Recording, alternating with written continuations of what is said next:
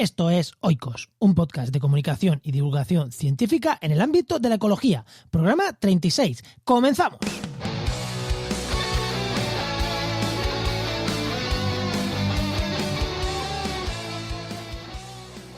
En el programa de hoy vamos a ver cómo las plantas y algunos animales llegan y se dispersan en islas volcánicas. Joder, quédate que hay temas súper interesantes.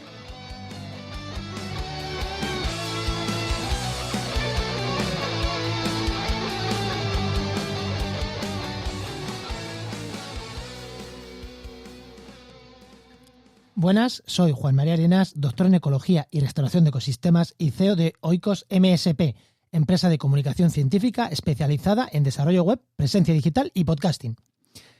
Ya sabéis que esta temporada cuenta con el apoyo del grupo de investigación FEMIMED de la Universidad de Cádiz y que estamos entrevistando a diferentes investigadores de dicho grupo en estos programas. Hoy, evidentemente, tenemos otra de estas investigadoras, Bea Rumeu, que nos ha hablado de unos temas que a mí me parecen súper chulos.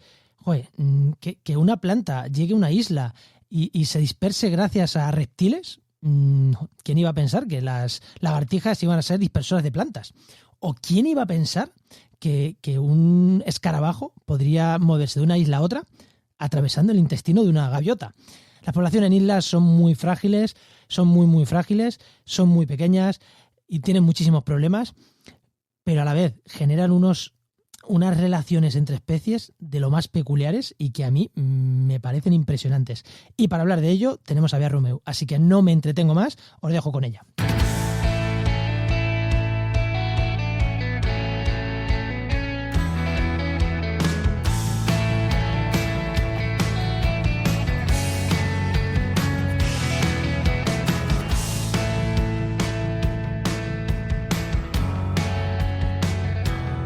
Bueno, pues como ya os he dicho, hoy tengo aquí conmigo a Bea Rumeu, que es investigadora Juan de la Cierva de la Universidad de Cádiz. Muy buenas, Bea.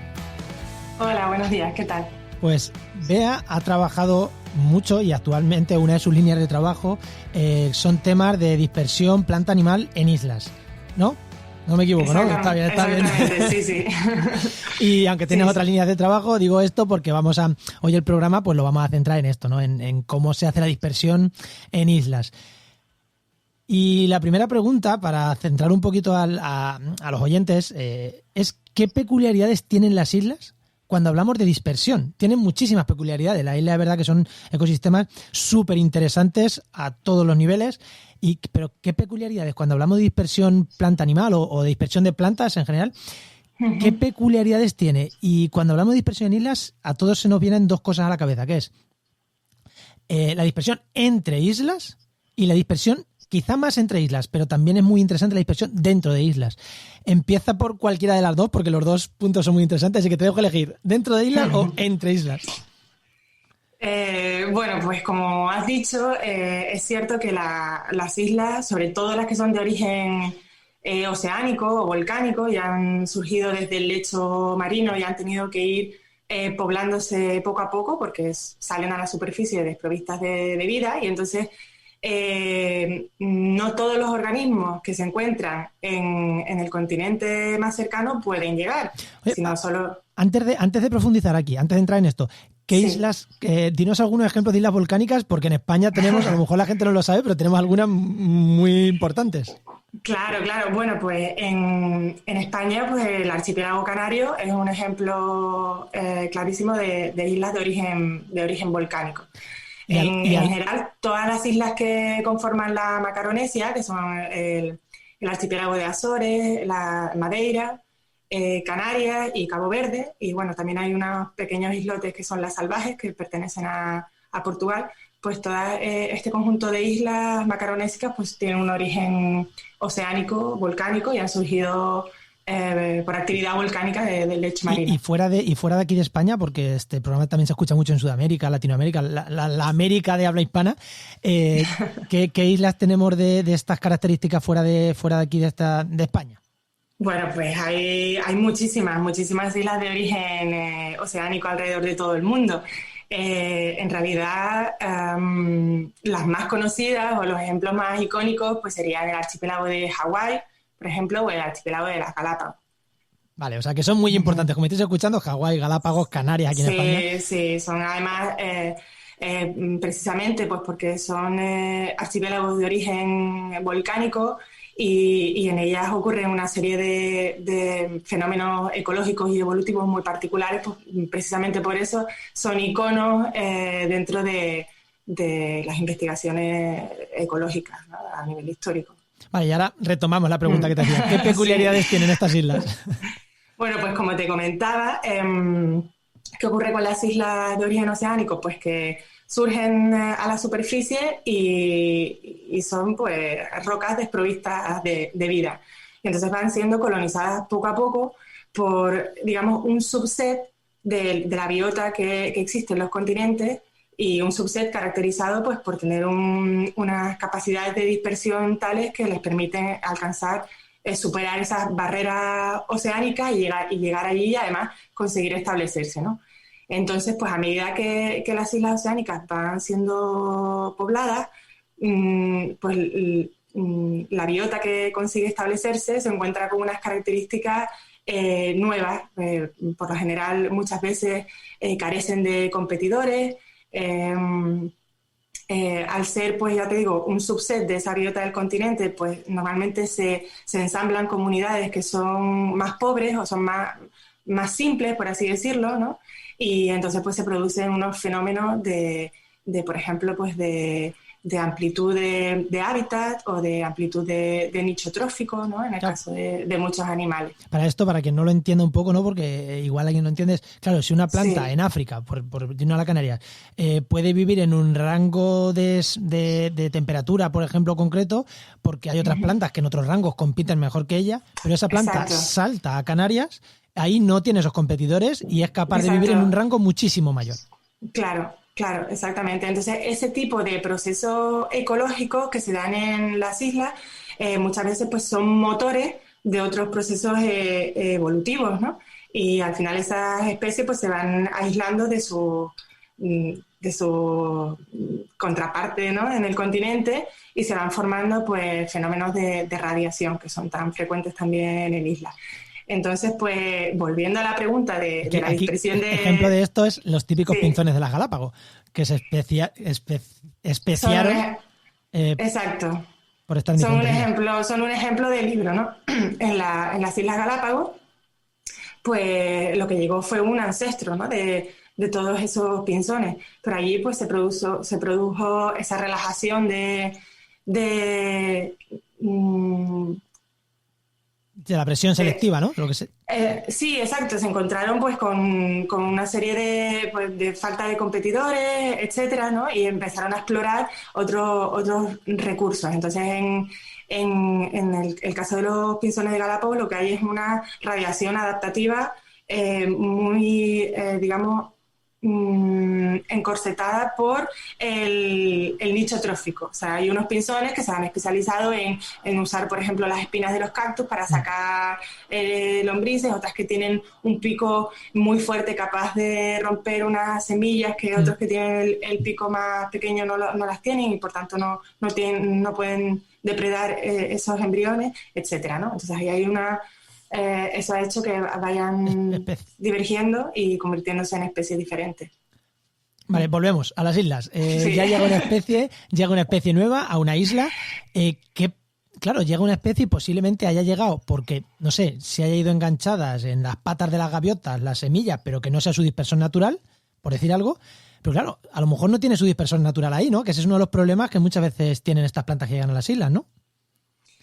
Sí, bueno, las plantas, primero el problema que se encuentran cuando llegan a las islas es conseguir establecerse. Entonces, bueno, pues también existe la teoría de que las plantas que son capaces de autofecundarse, pues lo tienen más fácil para establecerse, ¿no? Ese sería como un primer paso. Luego ya viene la dispersión de las semillas, pues que evidentemente... en función del síndrome de dispersión que tengan las diásporas de esas plantas, pues van a ser unos factores u otros. En el caso de la dispersión por animales, pues bueno, van a requerir que un frugívoro consuma el fruto con la semilla y deposite la semilla en un lugar alejado de la planta madre.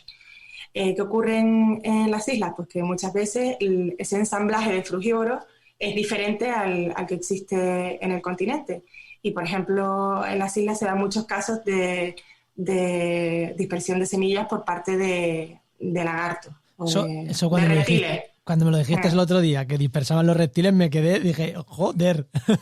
Sí, porque esto es súper raro. Un fenómeno bastante frecuente en islas. No significa que en el continente determinadas familias de reptiles pues no sean capaces de dispersar semillas, pero es verdad que la mayoría de los casos ocurren en islas.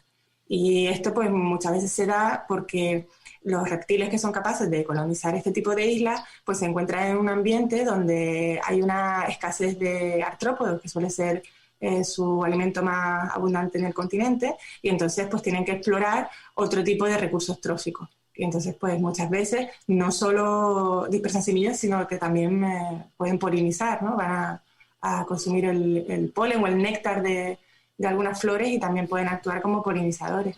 Me acabas de dejar. Pero esto, y ahora te pregunto, ¿esto pasa en Canarias también?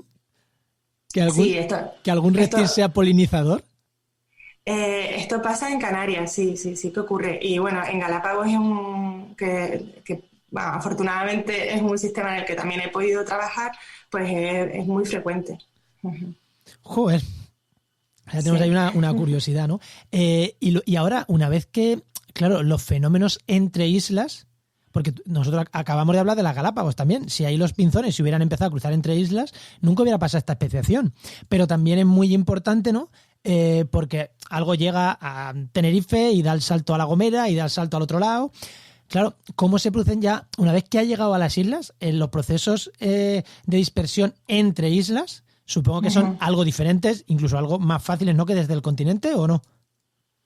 Claro, luego pues digamos muchas veces pues en este tipo de sistemas insulares pues se ha visto que existe igual una única colonización desde el continente, otras veces son varias, pero luego lo que ocurre es que hay dispersiones recurrentes entre islas, ¿no?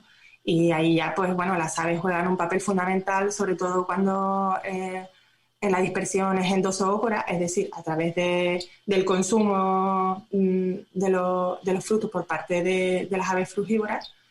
Pero bueno, también existen otros síndromes de dispersión que pueden ser muy importantes para la colonización entre islas, ¿no? Como por ejemplo especies que puedan sobrevivir a la flotación, ¿no? Frutos que puedan flotar o que se puedan desplazar con balsas que pueden... Es decir, las corrientes marinas juegan un papel muy importante en esos procesos de colonización entre islas y a veces también desde el continente hacia las islas. O sea, que la semilla cae al agua y el mar se la va llevando y termina en otro sitio. O no tiene por qué caer al agua. También pueden ser semillas que hayan desarrollado un síndrome de flotación, es decir, semillas que igual son... como con una textura corchosa, ¿no? Que le permite flotar, pero también muchas veces pueden darse fenómenos de balsas, pues por ejemplo, imagina que hay una tormenta muy fuerte y pues, por ejemplo, desde un río cercano del continente, pues se producen esas balsas de troncos, etcétera, ¿no? Y eso, ahí pueden ir desde pequeños mamíferos, pequeños reptiles, hasta semillas, etcétera, ¿no? Y claro, eso puede también ayudar a la colonización hacia las islas. Claro, yo en eso no había pensado, pero es verdad. Estas tormentas que vemos arrastrar en los ríos material, claro, eso en algún lado acabará. Sí, porque además son fenómenos que se consideran pues de alguna forma como estocásticos, ¿no? Pero al final ocurren con una cierta frecuencia, ¿no? Entonces, dale tiempo a ese tipo de fenómenos y al final pues no son tan impredecibles, ¿no? Ni tan infrecuentes. Sino claro, un tiempo de recurrencia de 500 años en este tipo de fenómenos es poco. Quiere decir que cada 1000 años puede estar llegando una balsa a Canarias desde África, por poner un ejemplo. Bueno, a lo mejor desde África no, porque las lluvias allí no son tan abundantes, pero... Bueno, por ejemplo, ¿no? En Galápagos sí se ha visto, por ejemplo, que en Ecuador está el río Guayaquil, que pasa por Guayaquil y desemboca, digamos, frente a las Galápagos, y puede haber sido responsable pues de la colonización de parte de la biota, ¿no? Por ese tipo de balsas. Joder, qué chulo, ¿no? Mira, a mí es que me entusiasma cómo puede llegar a un sitio yermo, vacío, las semillas, que muchas veces aquí se produce un incendio y nos liamos como locos a reforestar y tenemos las semillas a 5 metros, aquí tenemos las semillas a muchos kilómetros y con un mar por medio y llegan. Más despacio. Claro, bueno, ahí los fenómenos de dispersión a larga distancia pues siempre han sido fenómenos muy difíciles de estudiar, pero son fenómenos que aunque ocurran con una baja frecuencia, ocurren, ¿no? Entonces...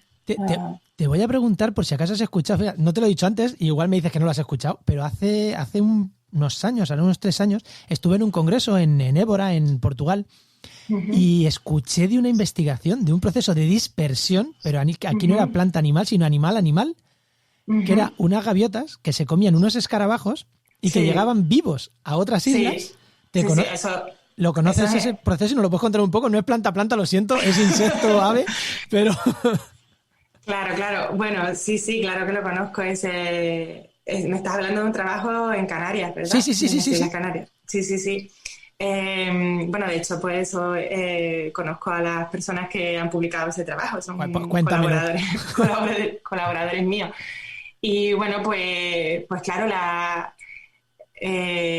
gaviotas, las aves en general tienen unos tiempos de retención en los tractos digestivos que a veces no son muy largos, ¿no? Pueden llegar a ser, pues bueno, de pocos minutos pueden llegar a ser, ¿no? Entonces, en este caso, las gaviotas, digamos que son las que explican la distribución de estos escarabajos en las islas y son capaces, pues, los consumen, pero muchas veces, pues, los regurgitan o no los digieren completamente y entonces hay una pequeña proporción de esos escarabajos que han consumido, pues que resisten a ese paso por el tracto digestivo de las gaviotas y de esa forma pues pueden desplazarse pues durante pues a muy larga distancia, porque imagínate la capacidad de vuelo que puede tener una gaviota. O sea, que se los comen, por hacer un resumen, se los comen en unas islas, pasan por su intestino, pasan por todo el tracto de la gaviota. Muchas veces no tiene por qué pasar por todo el tracto. Yo, de hecho, ahora mismo pues no conozco los detalles del trabajo, pero me imagino que en estos casos lo que ocurre es que las regurgitan. En el que yo vi, en heces habían encontrado escarabajos vivos. Pues entonces esos ya son los súper escarabajos. Creo recordar que habían encontrado escarabajos vivos. Perdona por haber sacado este tema que no es de plantas, pero es que me parecía súper interesante. Y más si los conoces. Para que veamos, ¿no? Sí. La potencia de dispersión entre islas, ¿no? Que es lo que estábamos...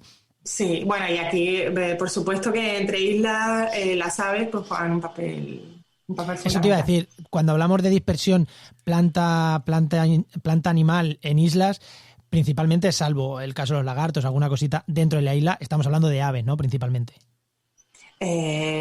Sí, entre islas, pues también hay otro fenómeno muy curioso que es la dispersión secundaria de semillas. Entonces, también puede ocurrir que haya, esto también es un fenómeno que se ha estudiado en Canarias también, pues por el grupo de investigación en el que yo también me he formado, ¿no? Y se ha visto como, por ejemplo, aves como los cernícalos depredan sobre lagartijas o los lagartos de allí que son muy frugívoros. Entonces, imagínate, ¿no? El lagarto ha consumido un fruto y tiene la semilla en su tracto digestivo, pero ese fruto es a su vez capturado por un cernícalo. Que, claro, tenemos que tener en cuenta también las áreas de campeo de estos animales, ¿no? Los lagartos suelen ser bastante territoriales y tienen unas áreas de campeo pequeñas, mientras que las aves pues tienen unas áreas de campeo mayores, ¿no? Entonces el cernícalo depreda sobre el lagarto, se lo lleva Y podríamos pensar que al comerse al lagarto también consume a la semilla y le hace un doble tratamiento digestivo a la semilla, que muchas veces pues, puede ser perjudicial para esa semilla porque puede no sobrevivir a ese doble tratamiento digestivo. Además, las rapaces suelen tener muchos ácidos bastante fuertes en el tracto digestivo, pero en este caso el comportamiento del ave es fundamental porque cuando va a predar sobre el lagarto le quita la cabeza y le quita el tubo digestivo y lo desecha. Entonces, en este caso, la semilla que está en el tubo digestivo del lagarto solo ha pasado por un tracto digestivo, por el efecto de un tracto digestivo y ha sido dispersada a una distancia muy superior a la que la podía haber llevado solamente el lagarto, ¿no? O sea que ese tipo de fenómeno también existe. Tampoco son tan frecuentes como una dispersión primaria, pero no hay que obviarlo. Claro, no son frecuentes, pero es lo que decíamos antes con la gaviota. Si llega un 1% de los escarabajos vivos, claro, con que llegue uno cada 3 años, pues ya estás metiendo, y aquí lo mismo, con que llegue una semilla, no sé dónde, o 2,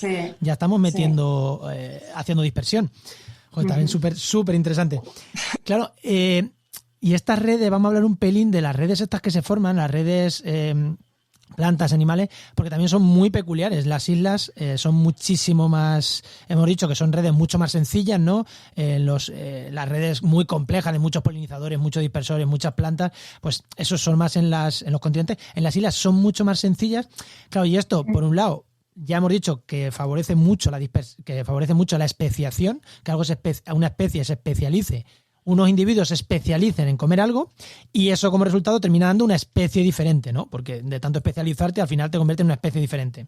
Sí, ¿vale? Estamos hablando del caso de los pinzones, ¿no? El caso de los pinzones. Sí. Pero aquí también, al ser tan débiles y tan frágiles, los problemas de invasoras en islas son también es un problema, quiero tratar un pelín esto. Sí. ¿Has estudiado, conoces también cómo son los problemas de cuando llegan especies nuevas a las islas desde el continente? Claro. Ya las llevemos nosotros, lleguen de manera natural. ¿Cómo son estos cambios? ¿Son muy rápidos? ¿No son muy rápidos? ¿Cómo resisten bien a estos nuevos depredadores, por ejemplo, o a estos nuevos dispersores que podrían haber? ¿Se adaptan rápido a estos cambios o sufren mucho? No, sufren muchísimo. Es decir, la biota de las islas oceánicas, pues, claro, evoluciona muchas veces pues desprovista de depredadores que existen en el continente. Vamos a pensar que las especies que más difícil lo tienen para llegar a este tipo de islas son los mamíferos o los mamíferos de gran tamaño, ¿no? Pues quitando los murciélagos que tienen capacidad de vuelo y pequeños roedores o musarañas, pues el resto de mamíferos lo tienen muy difícil. Por tanto, la biota de las islas, pues si hablamos de la flora, por ejemplo, pues es una flora que ha evolucionado durante muchísimos años en ausencia de herbívoros, de vertebrados herbívoros, ¿no? Y en el caso pues de muchas aves, por ejemplo, pues han también evolucionado en ausencia de muchos depredadores. Entonces, ¿qué ocurre? Pues que en este tipo de ambientes muchas aves pierden la capacidad de vuelo, se producen adaptaciones a esas nuevas circunstancias y se pierden, digamos, esas defensas frente a los enemigos que podrían tener en el continente. Esto ocurre durante muchísimos millones de años el tiempo que están evolucionando las especies en las islas, y de repente, en los últimos miles de años, ¿no? Debido a la especie humana, pues ponemos en contacto a esa biota con una serie de especies introducidas para las cuales normalmente no tienen capacidad de defenderse. Entonces, los estragos que producen las especies invasoras en islas son muy, muy importantes. De hecho, por lo general, en la crisis de biodiversidad en la que estamos inmersos actualmente, la destrucción del hábitat se considera como el primer factor de la primera causa, ¿no? de esa desaparición de las especies.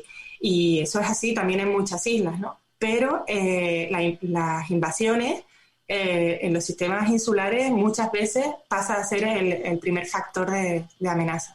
Cuando hablamos de especies invasoras, yo aquí siempre digo, los gatos también son una especie invasora, ¿eh? Ojo, cuidado, que a todos nos gusta tener gatos. Evidentemente. De hecho, los gatos en las islas son un problema de unas dimensiones, incalculables. Lo que pasa que con los gatos pues ocurre que es también muy difícil concienciar a la sociedad de que es una especie asociada al hombre y que para la cual la biodiversidad de las islas no está habituada, ¿no? Pero claro, todos los gatos asilvestrados, pues en Canarias ni más ni menos, pues son los responsables de la pérdida de muchísimos, muchos individuos, de la merma de las poblaciones de muchísimas aves, ¿no? Bueno, y si quieres te cuento un caso muy, muy de libro, que en este caso no es en Canarias, pero sobre el impacto que pueden causar los gatos, ¿no? Hay una historia muy, muy curiosa que ocurrió en una isla que se llama la isla de Stephen, es una pequeña isla de Nueva Zelanda, situada entre la isla sur y la isla norte, y en esa pequeña isla pues había un faro, y allí se fue a trabajar un farero, y el señor farero, pues para no irse solo, se llevó a su gato. Entonces era una isla pequeña, además el farero era bastante aficionado a la ornitología, y pues el gato de repente le traía pues como trofeo unos pequeños pajarillos que capturaba. Y el farero, que sabía un poco de ornitología, pues no lo reconocía como un pájaro que él no conocía, y entonces lo mandó a Nueva Zelanda a pues amigos ornitólogos, y descubrieron pues que era una especie endémica, que es el chochín de Stephen. Entonces este chochín era una especie no voladora, pues porque es un caso de capacidad de pérdida de vuelo que ocurre muchas veces en islas. Pues otro ejemplo sería el dodó, el famoso dodó de la isla de Mauricio, ¿no? Bueno, pues el farero iba embalsamando las pieles de estos pajarillos que le traía al gato, y se las iba mandando a sus colegas del museo en Nueva Zelanda, hasta que el gato pues ya no trajo más chochines, pues porque un solo gato fue capaz de acabar con toda la especie, ¿no? Entonces, vale, pues. Bueno, pues digamos que el ejemplo del libro de lo que es capaz de hacer los gatos en islas. Y también, por ejemplo, son muy, muy dañinos, aparte de que comen lagarto, pues para las aves marinas, porque tenemos que tener en cuenta que las islas pues son lugares muy importantes de cría para especies de aves marinas, y las aves marinas son muy torpes en tierra. Se defienden muy bien en alta mar, pero en tierra pues son aves que son torpes. Entonces pues eso es aprovechado por los gatos asilvestrados para capturarlos. Pues de este tema os voy a dejar en la nota del programa un enlace al charco de mi compañero Eno Martínez, que ya habló de los gatos, un artículo en restauraciondeecosistemas.com que también hablamos de los gatos, y es que este es un tema que siempre levanta un montón de pasiones, sobre todo gente insultándonos por hablar mal de los gatos. Claro, es lo que toca hablar de ciencia, y hay gente que le molesta. ¿Qué vamos a hacer? Las cosas como son. Pues sí, es que realmente te das cuenta de que todavía queda mucho por transmitir, ¿no?, a la sociedad, sí, y por poner en valor realmente también la biodiversidad pues nativa, ¿no?, de estos sistemas. Vale, y ya para ir acabando, quiero hacerte una última pregunta de algo de lo que estáis investigando ahora mismo. Porque me resultó muy curioso, preparando un poco la entrevista, me hablabas de un trabajo que estáis llevando ahora del enebro canario, que es una especie de enebro de Canarias, por su nombre, sí, lo dice, y que encontrasteis que tiene la dispersión de este enebro. Habéis estudiado que es bastante mediada por un mirlo, el mirlo capiblanco, que se considera accidental en las Islas Canarias. Entonces, una especie que llega de manera accidental, descubrir que es el dispersor, uno de los principales dispersores, ¿no?, de este enebro. Cuéntame un poquito más lo que me puedas contar, porque sé que es algo que estáis investigando ahora, y cuéntame un poquito lo que puedas sobre esta investigación, y ya en el futuro, sé que vamos a profundizar en el futuro sobre esta investigación, pero cuéntame un poco lo que tengáis ahora o lo que me puedas contar de esto. Sí, bueno, realmente creo que ahora mismo no cabe duda de que no se trata de una especie accidental en Canarias, el mirlo capiblanco.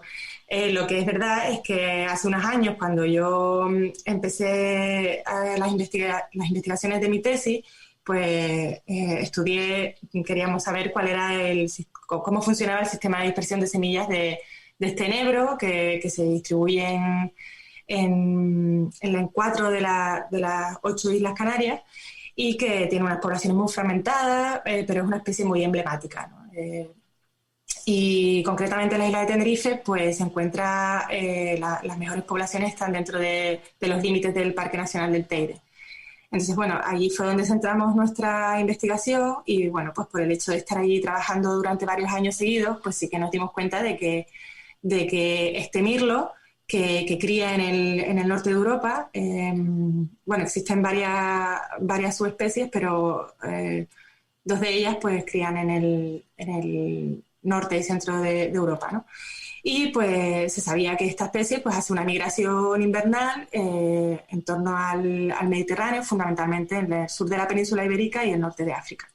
Pero pues nosotros nos dimos cuenta de que llegaban todos los inviernos, pues sí que llegaban a esta zona de las Islas Canarias, a la alta montaña de Tenerife, y allí pues estaban muy ligados a estas poblaciones de cedro canario.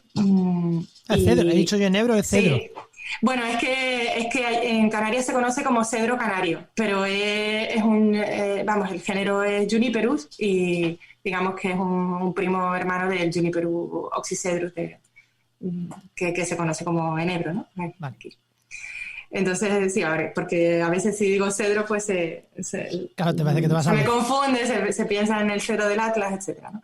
Bueno, entonces, pues se trata de una interacción muy, muy, característica, puesto que estamos hablando de una especie de planta que está amenazada, que tiene poblaciones fragmentadas y una especie de ave que tiene que sortear una barrera oceánica para llegar a esta zona, y una vez allí pues sí que realmente pues podría ser que tuviese mejores condiciones que en el continente, en la zona del continente del Atlas marroquí, puesto que igual tienen menos depredadores, pero desde luego digamos, el recurso no es un recurso súper abundante, ¿no? Y pues se trata de eso, de una interacción frágil, una interacción que está ocurriendo en el límite de distribución de la invernada de este mirlo y en una zona pues tan remota como las Islas Canarias. Bueno, entonces, igual estamos viendo un proceso de una nueva relación entre especies que se esté formando actualmente. Estamos viendo la evolución y la relación entre especies en directo, ¿no? Estamos viendo la evolución y la relación entre especies en directo. Pues fíjate que nuestra hipótesis es exactamente la contraria. ¿Ah, sí? Sí, porque, claro, las poblaciones de cedro canario se encuentran actualmente muy fragmentadas, pero esta especie debió ser bastante más abundante en el pasado, porque tiene una gran amplitud de hábitat y, bueno, pues se sabe que era muy apreciada, su madera fue muy apreciada y pues se produjeron unas talas muy importantes en las islas, de manera que ahora pues lo que vemos no es lo que había antiguamente, ¿no? Entonces, lo que nosotros creemos es que antiguamente pues probablemente era un recurso mucho más abundante que podía, como para motivar que la migración de estas aves llegase hasta ahí, ¿no? Y ahora pues lo que estamos viendo es que probablemente lo que estamos viendo es un sistema vestigial, ¿no? En el que tenemos las poblaciones de cedro remanente y una pequeña población, porque al fin y al cabo es una pequeñita población de estos mirlos que continúan llegando ahí y actuando como dispersores de semillas. Como los galos de Asterix, son ahí la resistencia, ¿no? Como Asterix y Obelix. Sí. Vale, pues No, digo que yo creo que ya hemos tratado todos los puntos que teníamos hablados, algunos que no lo habíamos hablado, pero que oye, que te los he preguntado y que has respondido además muy chulo. No me esperaba que conociera algunas cosas de las que iba a comentar. Pues ha llegado el momento de acabar, pero como siempre digo, momento spam, estás en redes sociales, ya me has dicho que no mucho, pero bueno, nada, ¿no? No, la verdad que yo a título personal no estoy nada en las redes sociales. Pero bueno, sí que pues tenemos un Twitter de Paisaje Lab, que es un grupo que se está montando pues recientemente, en el que pues bueno, pues trabajamos con estos fenómenos de dispersión en paisajes fragmentados. Y luego pues también al formar parte del grupo pues FEBIMED, pues ya el grupo FEBIMED ya sí que está empezando a estar ahí en las redes sociales a un buen nivel. Ahí sí, algo me suena eso. Sí. Pues nada, había muchísima, como yo digo, entonces para seguirte a ti, que te busquen por Cádiz, por Puerto Real y que te sigan por la calle, no hay otra. No hay otra, sí. Pues muchísimas gracias por este ratito que me has regalado y que has regalado a esa persona que está detrás de los cascos escuchando. Nada, muchísimas gracias a ti por darme voz en tus podcasts. Hasta luego. Hasta luego.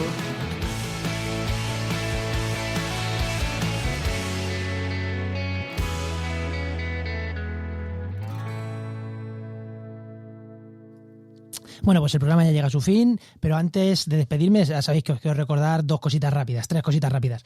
La primera, me habéis escuchado reírme cuando Bea ha dicho al final del programa lo del Twitter de FEBIMED. Lo hice porque soy yo la persona que está detrás de que ha generado ese Twitter y que dentro de las labores que hago con FEBIMED, aparte del patrocinio de este podcast, pues les llevo temas de comunicación científica, de algún artículo científico, y les he creado un Twitter que estamos empezando a mover, así que si queréis saber la actividad de este grupo de investigación, pues en FEBIMED/UCA, ahí tenéis el enlace para seguir el Twitter. Y si vosotros también queréis que os llevemos un Twitter, que os hagamos una página web, servicio de podcasting o lo que necesitéis, ya sabéis, podéis contactar con nosotros en www.oikosmsp.com/contacto. Otra cosa que os tengo que decir siempre, ya sabéis que este podcast pertenece a la red Podcastidae, la red de podcast de ciencia, medio ambiente y naturaleza, que este podcast se llama Oikos, que podéis entrar a la red y buscarlo, comentar el programa, ya sea en la red, en la propia web de Podcastidae o en redes sociales, que yo siempre agradezco que comentéis el podcast en redes sociales. Y si me queréis buscar a mí en redes sociales, pues soy jmarenas_eco y ahí podemos debatir un poquito sobre este programa. Aunque más que debatir, quiero que me dejéis vuestros comentarios a ver qué os ha parecido, porque a mí me ha parecido alucinante. Y ahora sí que sí, me voy esperando vuestros comentarios en redes. Adiós.